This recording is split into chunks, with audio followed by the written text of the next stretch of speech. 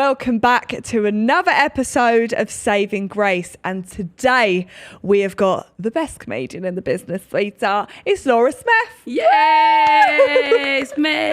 It's you. I'm so glad you're finally here. I know. I'm fucking buzzing. I love it. Your kids, tell me how old they are I've got quickly. 3. I got the 22-year-old, then I got 10 and 7. So 2 of them are on their summer holidays. They are. How's that? They are. You know what? It's actually all right. They're just at the business end of being like hard work. You know, like taking Yeah. bike rides, little day trips. They're interested in things. So we're kind of all right. But I'm giving it all that. I've actually worked quite a lot this summer. So Have you? maybe you should ask my husband because he's been doing the lion's share. Do you know what I mean? So I'm be like, they're great. My husband's like, Actually, they feral were and fucking dying. hell. Yeah. Yeah. That's mad. Do they know what you like? The younger ones, do they get what you do? Yeah, they do. Like I did a couple of festivals and they come with and they find that quite funny. And the 7-year-old boy, he heckled throughout my Latitude set. Stop it. Oh, he was just like, oh no, I didn't say that. You shut up. Yeah.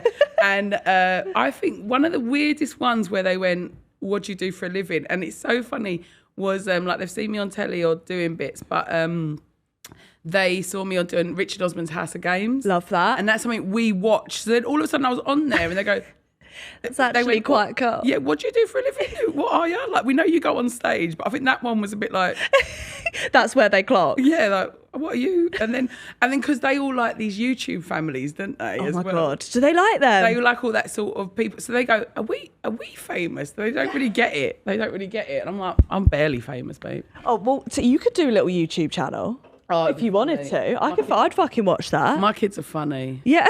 I don't know. Yeah. Imagine that full-time job, being fun with your kids. Yeah, well, it couldn't be me. No. I don't have any, but it just couldn't be me. No. You also used to be a teacher before did, comedy. yeah. What did you teach? I was an English teacher. Okay. Catholic girls' school, just down the road from me, actually. So it's quite fun. So sometimes I still see students. You were a Catholic girls' school teacher? Yeah, and it was the rival girls' school that I went to when I went to school. So my best mate, one of my best mates, Natalie's like, how can you teach there? She still sees them as rivals. I was like, you're 45, 4x4, It's time to move on. Grow up. How did you find being a teacher? Were the kids nice or were they arseholes? Look, I think I didn't like school. So Amen. You know what I mean? Yeah. So I kind of liked the kind of unhinged kids. I kind of got it. Yeah, You know what I mean? yeah. So I loved my subject, loved teaching kids, and I kind of never. It's the admin of it that always tripped me up. Do you know what I mean? I think most Absolutely. comedians that used to be teachers, they liked the sort of being in the class, they could connect with the kids, have them on side, but the actual like marking and planning and all that, I don't know. I'd use ChatGPT if that was me. Yeah. Do you think your old students ever watch your stand-up now? Yeah, I get messages. Some have come to see my Stop. shows. The favourites, but it's always the naughty ones were my favourites. But Yeah. sometimes they'll get really like, oh, I'm really proud of you, Oh. Miss. Even their parents will be like, oh, thanks, Miss, or be glad of stuff I did for them. And you know, I think it's nice to show kids that you can do, I don't know, like, you know, when you come from sort of normal upbringing, you're like, oh, Miss done it. Do you know what I mean? Yeah, especially being a female comedian as well. Yeah. When I was younger, I remember it was just Miranda Art, and that was, and like Jennifer Saunders. Yeah. That was like it. It wasn't really a thing. And they meant something to you, didn't they? Yeah. Like, you know, when, I don't know about you because you're so funny, you know, when you watch a woman being mad and unhinged, you go, oh, Love her. Yeah, immediately love her straight away. Yeah. But that's you. Is it Greg Davis and Yeah. Romesh? Romesh, Were all teachers. Yeah, I think Frank Skinner was a teacher. Really? Dawn French was a teacher for a little while. She taught I could drama. see that, you know. Yeah, she's got that vibe as well. Yeah. Have you ever? Because who was I asking this the other day? Was it Victoria Ames? What was this like the teacher dynamic? Were people having affairs? What were teacher like? Oh, do you know what? Right. Because I think it's drama filled, but Yeah. Do you know what? A big thing when new teachers first get in the staff room, one thing they always go is, oh my God, if I knew teachers talked about kids like this, I'd have never have gone to school. No way. It was always the best teachers. It's that gallows humour. It's a tough job. So in the same way, I reckon if you heard nurses, doctors, I don't know. I bet. You know, funeral directors talk, then you have to get through it. So sometimes you say these awful things about kids or have nicknames for kids, but it was all like that. But oh no, but sometimes you like breath. It was more like, oh, you've got this one or that one, and you just know. But it wouldn't. it wouldn't be indicative of how much you love that kid or how much you'd want that kid to do well. They're just a good nickname. Yeah, just a good nickname. But then also, when I first started teaching, it was still quite. Do you remember the show Teachers? Yeah, remember that? yeah. It was still a little bit like everyone would still go to the pub. Mm-hmm. It wasn't as stressy. There were like wild like end of term parties and all that. And I watched it in the time I was there. You know, where just like things got tougher. People had to work harder. People were like doing two people's jobs, and it's like the fun drained out of it. Yeah, kind of, it wasn't the same. Yeah, and so yes, and yeah, there were some exciting gossipy bits. Yeah, Yeah, I love that. Do you know what's coming back? Educating Yorkshire, and I can't fucking wait. Did you ever watch that? Of course. My favourite show. It actually made me want to go back to school, even though I hated school. I know. I was like, and Educating Essex. Now that's what I'm talking. Yeah, give me that shit. Hook it up to my veins. Yeah, put it in Because an kids are IV. such characters. I think that's the They thing. You've got are. to let them be characters. And when they're in secondary school, I feel like they really come into themselves, and it's scary. What were you like in school then? Were you just Fucking weird. Were you? Yeah, I think anyone that's become funny. Oh yeah. Was weird Yeah. at school. Which is why I'm hoping if I ever have kids, I hope they're absolute freaks. Yeah. So they'll have personality. If they're good looking, I'll be like, Oh, well, you ain't got to work for it. yeah, you're going to be given everything you But bitch. this is it. And you know what? My husband's really good at saying, like, when I worry about my kids, because sometimes they are like tats, do you know what I mean? Like, and I go, and he goes, yeah, but you weren't you. And you go, oh, yeah, we were little weirdos. And I think, actually, that's all right. You know, you forget, I don't know. I think when I was a teacher, I was really tough on my eldest because I was a bit like, wanting her to like, and then I thought, well, actually, I took the mick. I was always getting told And you've off turned out all right. Oh, Yeah. I got there in the end. They all get there in the end. So is that why you went into comedy then? Because you just weren't really as fulfilled in teaching? Well, I think, do you know what? It's like you can't hide being an idiot, can you? Yeah. Do you know what I mean? So I'd always try and be funny in meetings. I'd be funny, even if things got serious, funny when I was teaching. I just like it. And I always love this thing that says, stand-up comedy is not a career choice. This is Roisin Connett's told me this. Roisin Connett, she says, it's more a diagnosis. Yeah. Sometimes you just got to admit, like, actually. And when I got to the point where I had my third child, I just thought, is this it? Yeah, You know what I mean? Sometimes, when life gets settled, I'd kind of got married, the kids, and teacher, I thought, is this it? This is it for the rest of your life. And I thought, I can't do that. And so I went for it, basically. Some would say it's a midlife crisis that worked out really well. Yeah. The best kind of midlife Yeah, crisis exactly. is what I would say. But that's it. Reframe it like that. I think people, I don't know, people might have affairs or buy stuff or go and do something stupid, but just that antsy feeling like this can't be it. And, what if I did go? It's just that sometimes like, what if you do? I mean, I suppose your journey's been a bit different in the sense of how old were you when you started uploading the sort of TikTok? I think I was like 20. Yeah, so you're not even thinking then, you're just having a laugh. And I thought we were all going to die, so Yeah. I just did it anyway. Then we didn't, so I was like, oh. When did you think we were all going to die? Because of COVID. Oh, yeah. I was like, no, this is the end of humanity. And I need to just air my shit before I go. And then I'm still here. Yeah, there you so go. yeah, I fucked that a little bit, the digital footprint. But oh no, but funny. I can't believe I watched one of the first bits of stand-up that you ever did that I watched that came on my For You page was the one about your daughter going to Ibiza. Your biggest fan, my daughter, your biggest fan. Fucking love that bitch. Yeah. That fucking killed me because I feel like that's modern day parenting. Yeah. Whereas like my parents, if I was like, look, I'm going to go to Ibiza and I might try drugs, my mum would die on the spot. Well, this is it. I mean, do you know what? That was genuinely a true story. And I tweeted it and it got such a heat on Twitter. Yeah. That I thought, oh, that's a stand-up bit. Yeah. And I didn't think for 1 second, because I did it on Live at the Apollo, that it would make the edit because it's like drugs. And Yeah, that. yeah, But yeah. it made the edit and my mate put that little reel together just because I was doing his night and it absolutely blew up. And that's when I started everywhere. using socials really. And it is like a true story because she was like, take off, see, I was like, good girl. And then it is a little bit like you worry about them, but then I'd rather have that conversation and I would rather like, yeah, I just think you've got to have the conversations with them. And the other day, she's just now, my daughter, she's like, oh, I need some headphones. She stopped using like the Bluetooth pods or whatever. And she's going, because basically she come off a bike. She come off a line bike piss. Do you know what I mean? God, and like, always. I know. But when you're like, oh, just don't die. I think those late teens, early 20s, you're just like, just don't die. Please don't die. I should have died a lot of times Yeah. in what I was doing. So I feel like my parenting has changed from like, be a decent person, do your work, to just like, Don't die. Please. I think when you look back at your early teens, I always think, I don't know how we didn't die. No.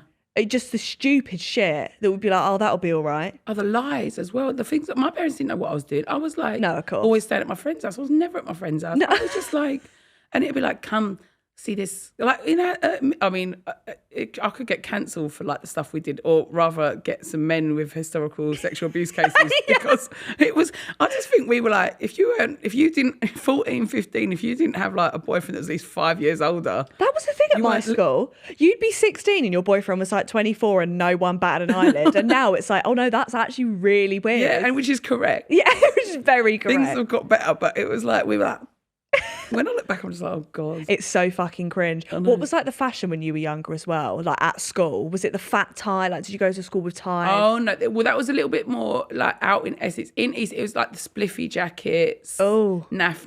Yeah. Really. And do you know what it was? There were some brands, but it was like market knockoffs. You didn't mind those sorts of things, yeah, like the crap sort of bomber jackets and. Ours was Paul's Boutique. Oh yeah, you always say that's your age there. It was Paul's Boutique. Juicy? Yeah, juicy. Yeah. Nothing juicy about this, so I didn't wear that. I want to discuss as well. So you had breast cancer. I did. And was it your first round of treatment or after treatment you did live at the Apollo? Well, Please talk me through this. I did. Well, basically, I quit work. So we had the pandemic. Yeah. It was like horrendous. And I'd only been doing comedy for about a year when that hit. And I was like, what the hell? And then so for about a year or so, we were sort of doing all the pandemic, working from home. I weren't gigging. It was really horrible. Went back to school early 2021. And I just thought, I've got to hand in my notice, even though I didn't know what was happening. Yeah. So September 2021, I didn't go back to school and found a lump in my breast. I was like, are you joking? And so then that year and all through 2022, I had like a mastectomy, and then I had like 6 months of chemo. And then I had in August, I was having radiotherapy. And then so you had chemo and radiotherapy. Oh, and then I'm still on hormone therapy. And then I've had another mastectomy. I've had my ovaries. I've had a lot. But 2 weeks after my treatment, I did live at the Apollo. Fucking hell. How mad is that? And how did you feel doing that? I felt, do you know what? Sometimes, do you ever get these sort of witchy vibes where you're like, okay, there was something when I was going through treatment, and the worst, anyone knows that when they've been through chemo, it's such a head game because you're just like, it's the treatment that's making you sick. Yeah. And you're just like, I'm done. You know, you just kind of, but there were a couple of things that stayed in my head. I kept picturing stepping out on the stage at Live at Apollo. That just is such a kind of graduation point for any comedian. It still is. It means the world. And I also kept picturing going to Kefalonia. And by the end of summer, actually still during my chemo, I went out to Kefalonia. And I recorded 8 out of Cats Does Countdown. Dream show, love Dream that. show. Did that during chemo. But it was just that thing. And I found out I didn't get it. Just as I finished my treatment, I found out I didn't get it. And, you know, I was gutted. But, you know, when you do those ones where you go, you know what, it's fine because actually I don't look great. I didn't really want to do that. Actually, I'd rather wait because actually, you know what? Like, I'm still looking like quite battered from the treatment. It'd be better if I'm like my head's together and it's absolutely fine and it's cool. But both me and my agent had this feeling of like, I just felt like this was it. Anyway, and then about a week or so later, it was like actually someone who did get to do pulled out for a different reason, and they were like, and I was. It's like when you're told you were really close though, and you don't believe them. Yeah. But they were like, you were really close. It went with someone else. So basically, when I did get the offer, I was almost like, I'm not sure. I'll let you know. But of course, I went for it. But there's loads of comedians who found it overwhelming or didn't do well, and they're brilliant comedians. So when everyone asked me how was it, it was like, I haven't come this far, been through this, to not make this the most enjoyable night of my life. Absolutely. And I kept it so casual. I just sort of had this sort of loose black dress on, pair of Nike, and just went out and I loved it. I just loved it. I think as well when you've been through something that awful, that something like that probably won't faze you, as in like the fear factor of it. Yeah, so few people get to live their dreams. Oh, absolutely. You know what I mean? There's a couple of things I've done. There's this podcast. Yeah. There's being on Jonathan Ross's sofa. Have you done that yet? No, absolutely not. No, you got to not do it. been asked. But you know those things like in your mind's eye where you're like, yeah, you know, where you're doing that. So Live at the Apollo was one. Jonathan Ross's sofa was one. And I think so few people get to live their dreams. And there's just a couple of things where you go, yeah, that's the dream, isn't it? It's so funny that, you know, when you daydream sometimes and you catch yourself accidentally doing it, like in person, I'll sometimes pretend to be on 8 out of 10 Cats and be like, But I'm in my room and I'm like, that was really. Yeah, I've actually. I did it out Did loud the on my face. Yeah, it's so fucking embarrassing. I'm like, we need to stop doing that. Oh, no, you've got to do it. I mean, that one, I kind of like, I don't know, that was one where it was like, and a rich child wedding, yeah, Jimmy Carr, that's funny. You know, you just lose your mind. Yeah, absolutely. And who were you on with Jonathan Ross with? Anthony Joshua. Of course you are. There was a vibe, but I don't care what you say. That's a connection. Lulu. Who's Lulu? Lulu. You know this. Oh, you're so young, Grace. Who's Lulu? You know. Oh, no, You make me want to shout. okay. Like legendary singer. Yeah, of course. Michael Palin, do you know who that is? One of the Monty Python. Okay. Does all the travel shows. Your nan will know. Oh, no, Your yeah. nan will know. If you said to your nan, you met someone that met Michael Palin, she'll be like, oh my God. Then she'll lose her shit, yeah. So that was fun. Tom Allen was on there. And Love then Tom Allen. Jungle, the band Jungle were on, who are a vibe. I know Jungle. Yeah, there you go. There, you're young. That's mad. So it was just like, and do you know what? Jonathan Ross is so nice. Is he? He spent a lot of time in my dressing room. I said, put some clothes on. No, I'm just joking. But as in just putting me at ease. Yeah. Jimmy Carr's similar. You know, when people are aware that you're a newbie, Yeah. and you need a little bit of love, do you know what I mean? And put you at ease. So I really enjoyed doing that. That's mad that you've mad, done isn't that it? though. It's mad. I met Jimmy Carr for the first time a couple months ago and I was so scared. Yeah. I just word vomited at that man. Yeah. I was like, I thought you were AI. He is a bit AI, isn't he? So AI. He does not play my bill. Yeah. He's like, you know, What are those? sort of want to take him home and feed you know him up. they drive planes and they're like this. Yeah. What the fuck are they called? Android sort of. What? Wait, what are they called? They're Houston, and they're like little you do with the strings. Oh. Oh, Thunderbirds. Thunderbird. Yeah, he's like a I know. Thunderbird. I mean, we're not doing much for our career here, slamming him, but not all we everyone got. says the same thing. Like, and he's a nice guy, but he's a little bit like. I mean, some people just don't look human, do they? No, but he was really nice. Yeah, he's lovely, He's so yeah. so lovely. So thank God. What else is on your dream list? Dream list for shows. I feel like I've done them all. QI was great. I've done that. Biggest dream is to sell out the O2 on a tour. That's what I'm talking That's about. maybe not this tour, but just get bigger and bigger and sell out the O2. Absolutely. That is it. Rant telly and all that. I want I don't know. I feel like I always I just love being on stage. That's where I'm at home. Would you That do is where I'm like, at home. and if you have already done it, like the Irish version, but like Last One Laughing? Oh yeah, God, you'd have to. I say think yes you'd be to that. really good Yeah, on yeah, that. yeah. I mean, there's so little good. telly at the moment as well. So I try and not want for stuff because I think sometimes wanting stuff can mess your head up, can't it? Do you think? Does it all I, put pressure? I don't know. I can get a bit salty, you know. Like I think, I think when I was ill, when I got diagnosed, there's a really weird thing that happens where you think, oh no, I might die. Like, Yeah. And when you think you might die, you just go, oh well, I just want to live, and then you think of all the things. I couldn't have named you anything that I wanted in this world. Yeah. You know what I mean? Like, and I think how have I spent so long just always like on the next thing. And you know what this industry's like, you know, you can think it's the next thing. And actually, if anyone told you 5-6 years ago where you'd be, lovely misses, lovely dogs, done big shows, loads, you know, you'd go, what? You wouldn't believe it. Yeah. Sometimes I try and not want, because I think I have aspirations, but I try and keep it in a day-to-day. I just love That's such a good way to fucking live. I really try and live like that, and it works. I'm just very grateful. Gratitude is everything. Because also sometimes I think if you are constantly chasing the next thing, you don't appreciate what's actually going on which is really deep. It's really to deep. say, but I do have to agree with that. Yeah. And also you're in Baby Reindeer. I was, yeah. Would you do more acting? Yeah, I like a bit of acting actually. I've had I do go for roles.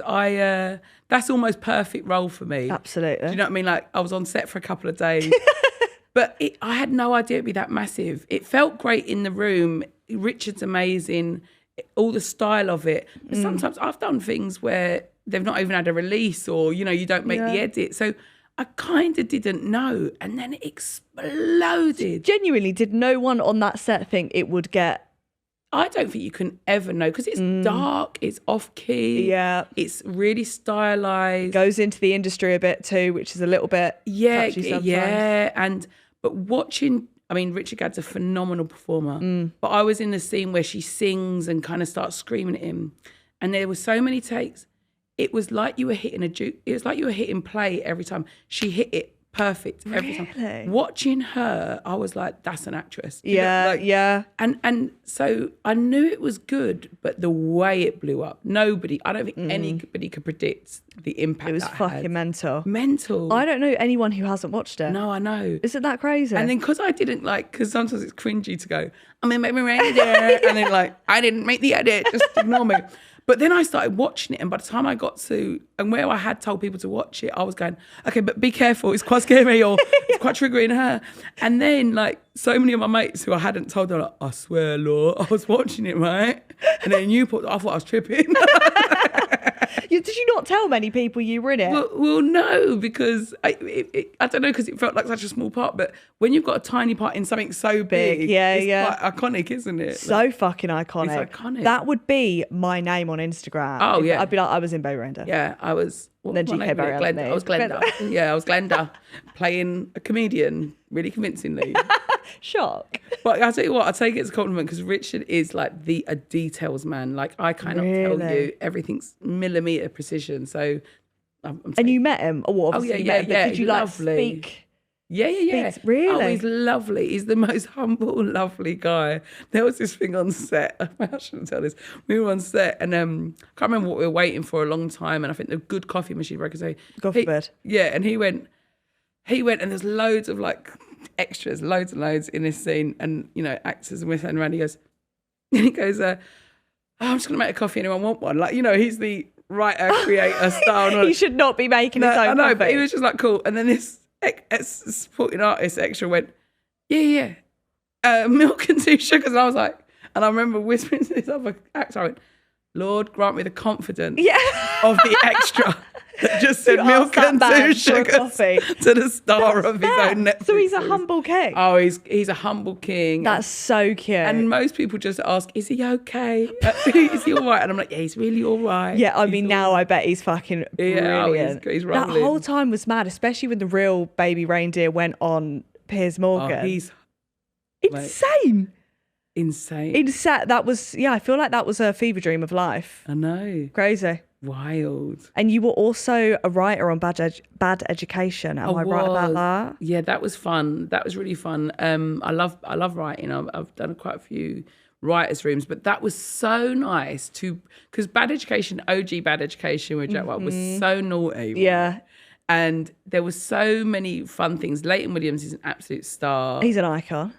Charlie Burnham, absolute icon. And so it was really nice. They were hitting the 10-year anniversary. So it was like they had this big anniversary show. Love that. And it was a bit of a baton passing to Leighton and Charlie. And it was so fun. And with my experience as a teacher for 10 years, it was basically, how do we modernise the kids without doing ruining. Yeah. And also doing a sort of Sex and City and just like that, where they're like, let's have every bit of representation really quickly because we never had it before.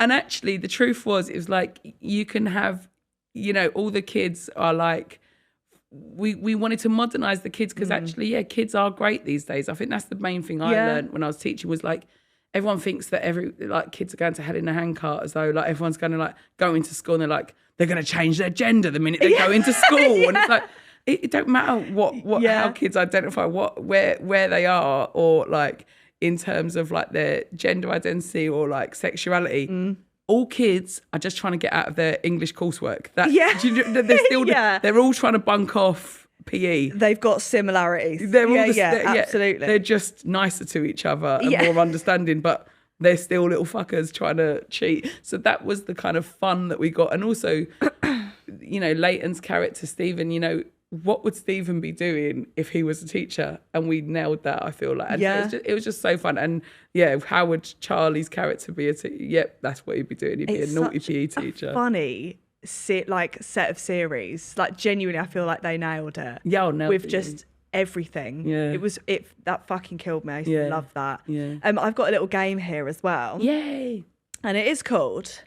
Hold on. It was inspired by Is it your last stand-up? Am I right? Yeah. Living My Best Life. Yeah. That's your last one, isn't it? Yeah, my last tour was called Living My Best Life. Yes. Which I started as a joke. It was like hashtag Living My Best Life, but actually it was quite celebratory. It was like, yay. Absolutely. Yeah. Well, I want your opinions on, would you swipe left or right on things that you think are living your best life or not? Nice. So, solo holidays. 100%. I don't know what left or right. Let's just say yeah or no. Yeah, Fuck sorry, it. I don't know which one that Let's is. fucking go for that. Yes. Really? Yeah, Shirley Valentine. You ever seen Shirley Valentine? I've heard of Shirley you'd Valentine. love it. Watch it. Solo holidays, I think deep down, I'm a little bit of a single-minded person. And do you know what's nice on a solo holiday? Yeah. You can do whatever the fuck whatever you want.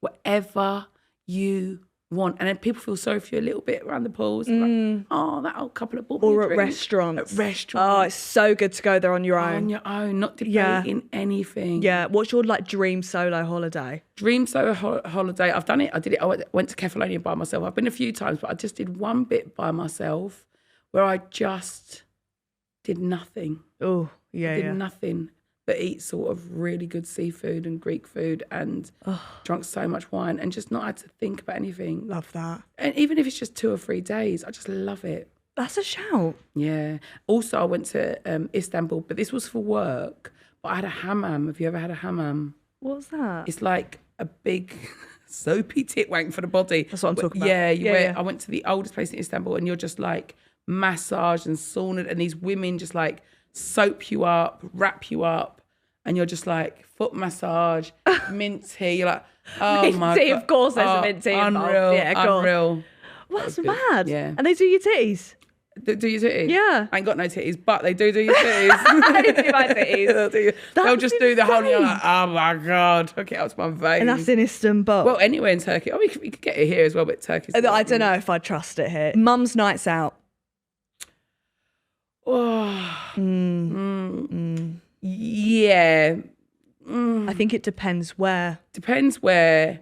And also, yeah, mum's nights out. Do you know what my only reluctance is? Once mums are on the loose, mate, They don't stop. they don't stop. Yeah. It's dangerous. Yeah. I love clinging onto a group of mums. Oh, yeah. It's my favourite thing They to don't do. care. Yeah. Do you know what I love? If I'm coming back late from a gig on like the Lizzie line or on the tube train, when a gaggle of mums come on, like absolute gaggle of mums, and you know generally they are like the most sensible women on earth. But when they're that unleashed, night- they're like skanking on the train.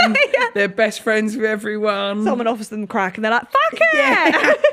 Have a blast on that, Cheryl. They love it, don't they? I was gigging in Brighton and got like a late train back and I thought, oh, here we go. And honestly, it was all football fans. Of course, right? yeah. And all mums on their day out. And honestly, they were like, come on, get on the tins. I was like, you're like unhinged. That's what I aspire to be. Yeah. I feel like we've got a lot of mums coming on tour this year.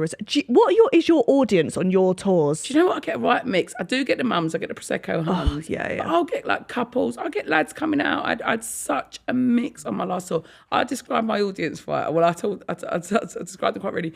But you know when you've got a bit of a dysfunctional, unconventional family, Yeah. and you go to a wedding, and any of your mates come and you go, how do these people know each other? It's like that. Mine's like a dysfunctional family wedding.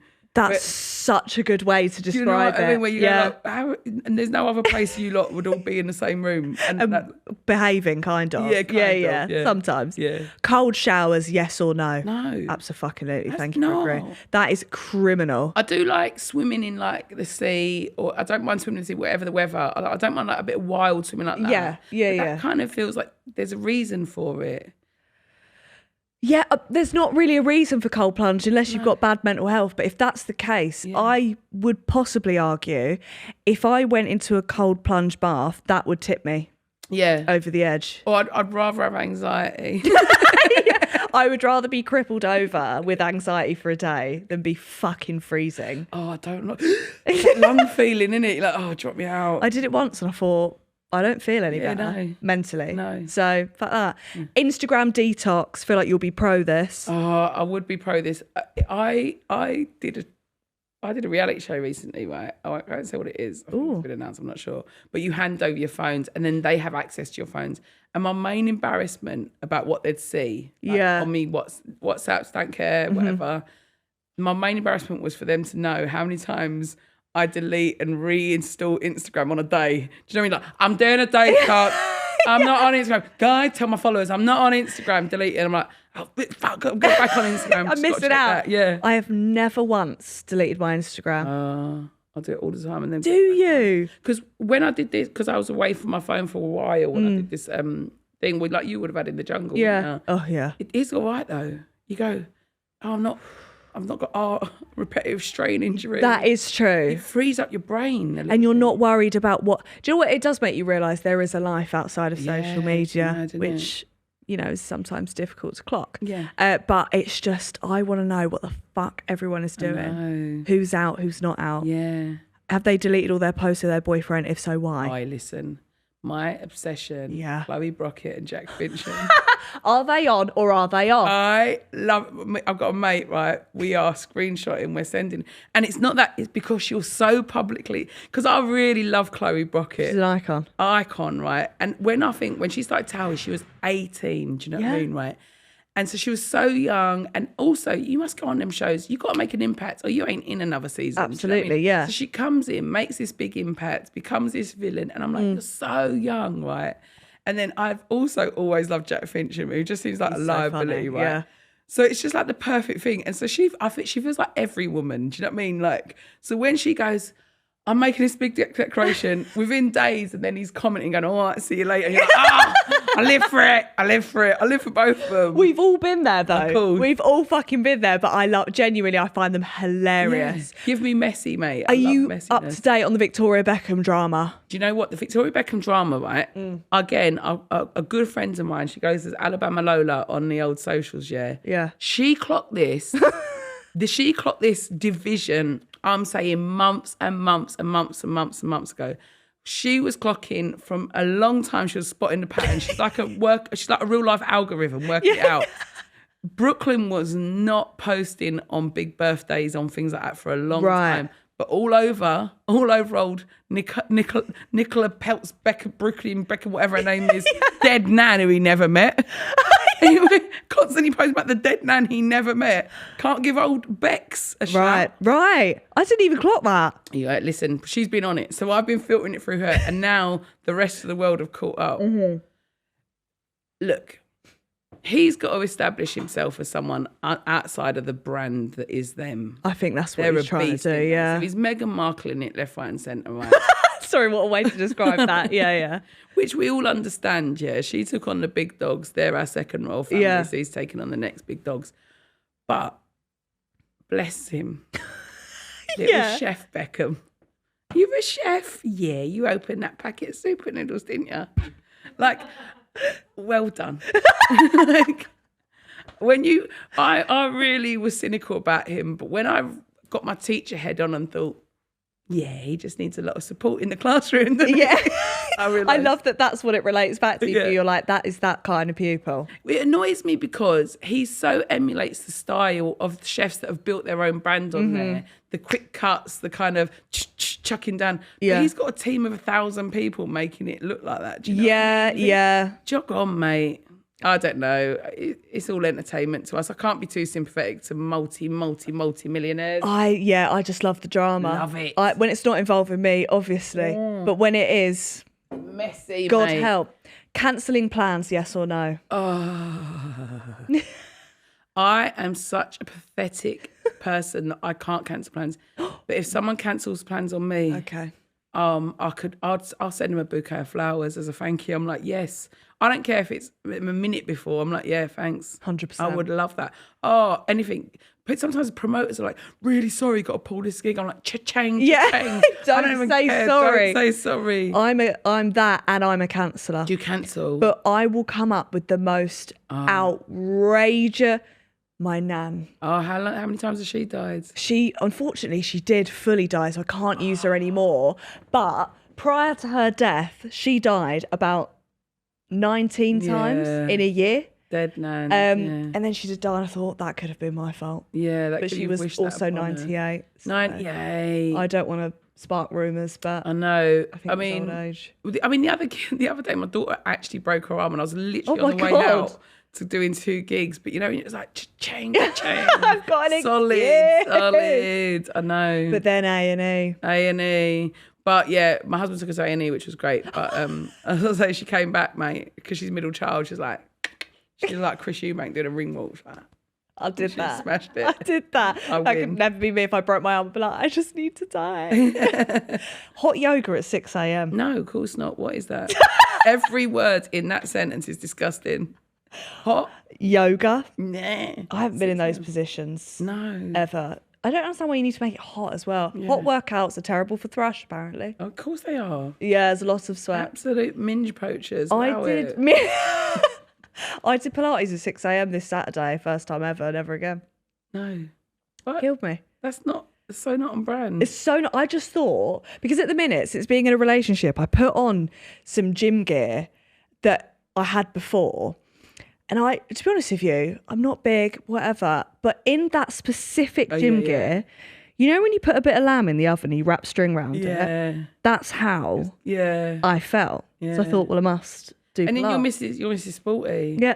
She's like, let's eat what we can, but she's now back in season, exercising every day. Yeah. So what about me? I know. It's like when my husband was on the tools and then like do big dinner and you're like, and you're like, I can't keep up with him. I know, and that's because she can relax presumably. She'll be like, yeah, I'm having a summer off, and you're like, yeah, summer off. And then during the off season, I was like, oh, I'm a pig. So yeah, that's why I did it. Never again. Meditation. I'd like to say yes, but no. I don't think your brain could do that. Neither could mine.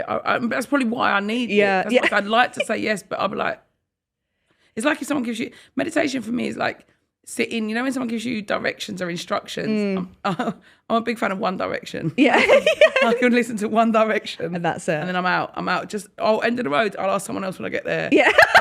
Meditation, I'm like, I don't want to look at my thoughts. No, but also I can't have no thoughts in my head whatsoever because something will pop in and then I'm like, I shouldn't be thinking about that. And then I'll go on a whole trail. Oh, yeah. And then before you know it, you're like, what was I doing? Yeah. I'm not good at silencing my thoughts. No. I did someone taught me a nice mantra and it actually worked relaxing and it was like, I can't even remember it, but it was like, it was that good? Yeah, it was good. It's like, I'm not my body. And then you breathe out, you say, I'm not my mind. I'm not my body. I'm not my mind. And that works, but not silencing this brain. Yeah, you can't silence it. If it was meant to be silenced, it would be silent. Yeah. And that's the bottom line. Yeah. Or matching outfits with your kids. I would fucking love that, but I've raised kids that are not having a bar of it. You know, I always say my life would be perfect if I could dress my daughters how I want.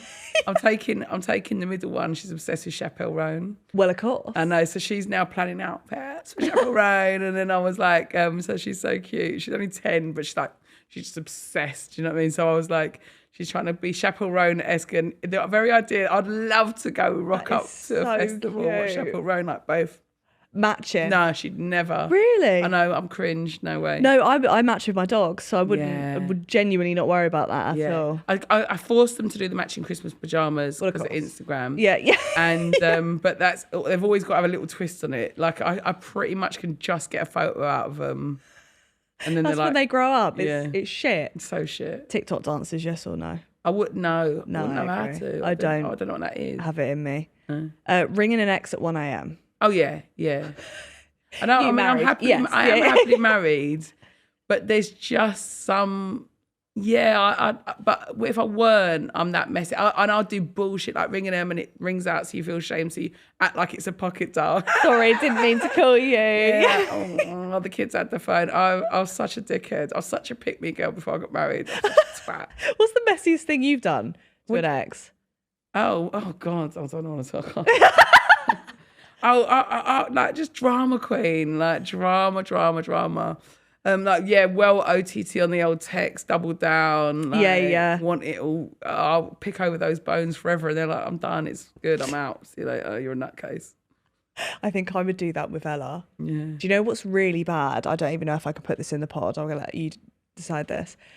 Sometimes, like, if me and Ella had an argument, this is so bad, I'd be like, like if only I got into like a car crash, but not like a bad car crash, but like a crash that was enough for me to be in hospital, so that she would probably come and visit me. Yeah. And then she would have to come and visit me. The thing is, it's not even, it's dark and you're not really wishing it upon yourself. God forbid. But it's just such a measure of just the level of drama. I picture so many ridiculous scenarios. Funny of like, then he'd know. Then he'd know. Then, like just that kind He'd of, get it. Yeah. And that is why I didn't have to put the lid on the jam. So there. Look, I nearly died. But, you just want to be that kid. When I got diagnosed, I kept picturing my own funeral. Stop it. But actually I was like, oh no, I've got to be positive. And then I clocked, actually, the reason I'm picturing my own funeral is not because I think I'm going to die. It's because I'm just like absolutely getting off on how nice everyone's being about me. You know, like, she was amazing.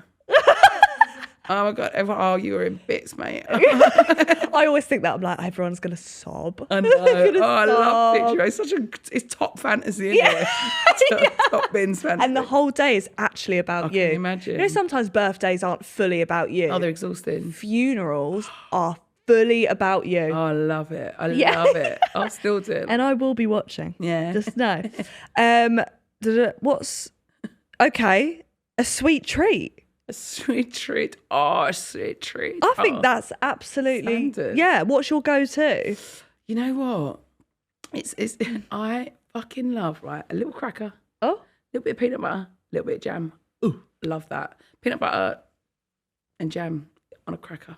That's upset me. Just reordered of what I've That said. has upset me. No. On a cracker. Oh no. I love a little savoury, Oh. little mix, little salted caramel, chocolate and nuts. Oh. I like a camembert with a chutney. Ooh.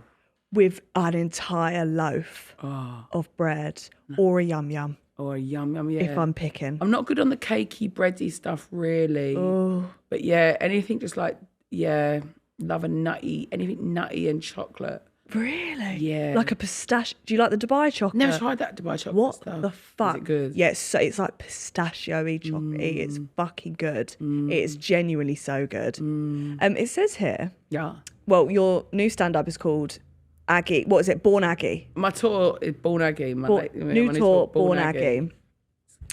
Which, by the way, is a great fucking name. Can you tell us why it's called Born Aggie? Right, so it's going to be Born Aggie. Right, there's a couple of reasons. One, because you know when it's like what we're talking about, meditation, trying to improve yourself. Sometimes you've got to accept who you are. And I'm Aggie. I just get the ump about things, but it gets things done. Yeah, and I also think some people are very like, you must be positive, you must be positive. But sometimes true happiness comes from moaning. Yeah, moaning. Moaning about shit, calling shit out. Yeah. Addressing things. Yeah. And also, the world ain't in a great place. Yeah. Every single place you walk into is understaffed. Yeah. I was in a WH Smyth's the other day, just at a station, so that's got to be quick. I was just about to pay, and the woman didn't say a word, and it's not her fault. She just walked off because she had to go and deal with the self-service tills. So I just stood there like a CUNT. Yeah. You know what I mean? You know, like, because it's all gone out the window. So all these people making loads of money are because this one poor woman is left in a WH Smyth's at a busy station. It's always in a Smyth's too. It's always in a fucking Smyth's. Or like, you know, you're in Lidl or Waitrose, no matter where it is, people are screaming at you to go to a till and you're like, we used to have a bit of service. Yeah. It just gives me the ump. It just gives me, everything gives me the ump. So I was going to call my tour, like I'd live in my best life. I was going to call my tour Fighting and Dancing because it sounds like a night out, but also because it's like you fought for your life, now you're having a laugh and you're enjoying it. And then I was doing a tour show in Southend and I was talking to a woman in the audience. I said, I'm just Aggie. And she went, oh, I'm Aggie. Oh, and she went, I was Born Aggie. And I went, what, that's the name of my tour? That's so bad. Yeah, I just thought, oh, Born Aggie. Because it's just a little bit like, no, it's like, you know, knowing who you are. And it's like, life is good. And I still just have to call out things that I don't approve of or just dealing with stuff. I think it's a great trait for the Aggie. If you're too positive, that will fuck me off. Yeah.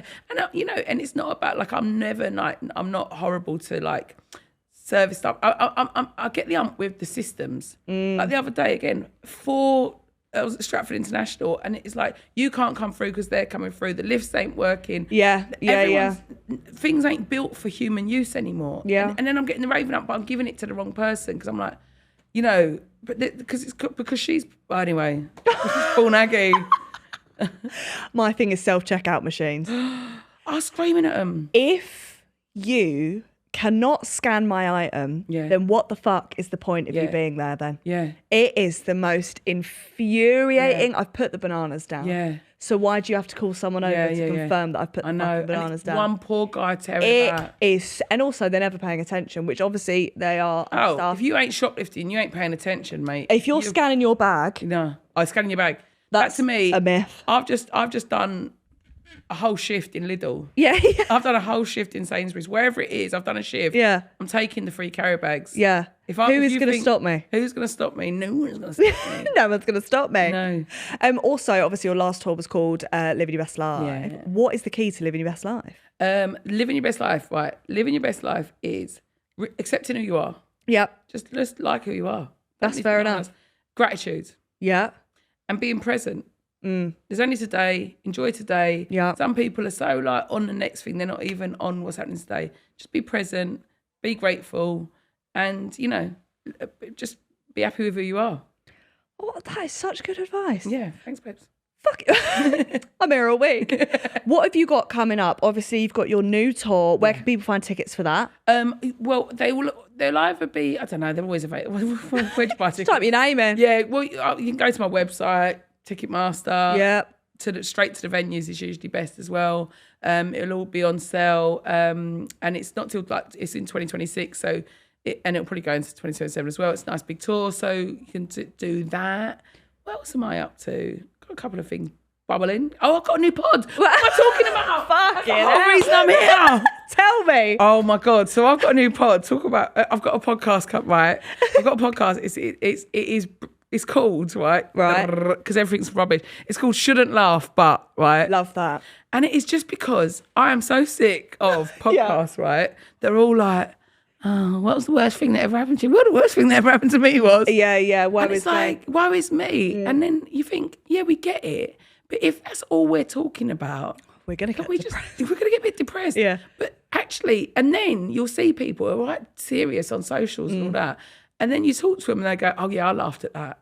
So, most people, even though he's horrible, find Trump quite funny. Yeah. Like he comes he's out a laughable with his character. out-of-pocket stuff. And when he's on screen, you're like, he did what? Yeah. You know what I mean? So you shouldn't laugh. And there's just some news stories where you're like, yeah, but didn't you actually, you know what I mean? How you talk to your mates. Basically. Yeah, I was going to say, you'll say it to your mates, but no one else. Yeah, that is a great fucking idea. So that's what it is. And it's with my best mate, Carmen. We started comedy together and she is just someone, honestly, you could just put, like, everyone thinks this, but you could put our voice notes on a pod. When it's just like, oh, every voice note from Carmen starts with, oh, mate, I didn't tell you, did I? Right? And it's just absolute, some diabolical madness.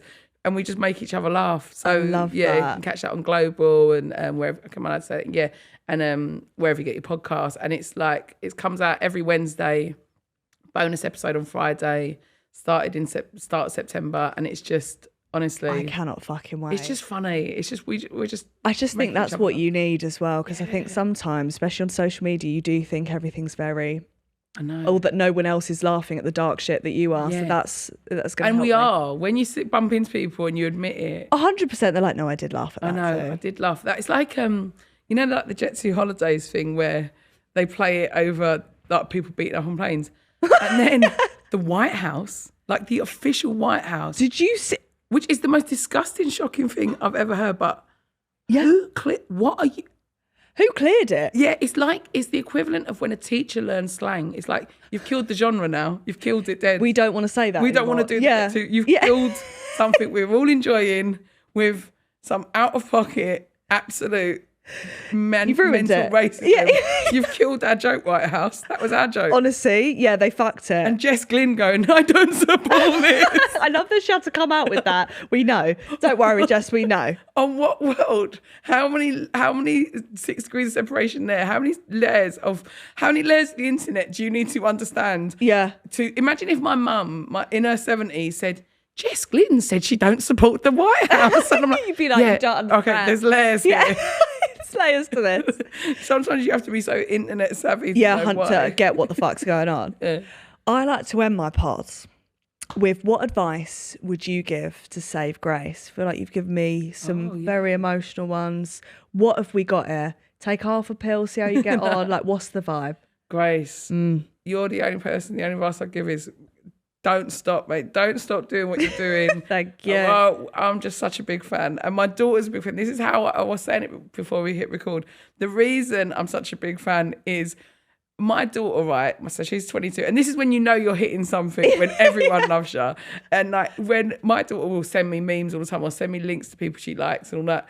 But sometimes, in fact, maybe just once, is when she's actually had to walk into the room and go, Mum, you need to witness everything. This woman is doing this lunatic. And we were crying. There's a few people crying, laughing at all your antics, your early antics. So, and now look at you. It's just like everyone needs more Grace. So just make sure you're letting them have it. She's invited to whatever tour date she wants to come to. Yeah, she's got to come. I'm going to come to your tour. Yes. Let me know where the fuck you are in 2026 and I will absolutely be there. Fantastic. Thank you so much for coming on. I appreciate it. I loved You've been it. bloody lovely. If you've been watching, like, subscribe, and if you've been listening, give it a follow and a 5-star review. Bye.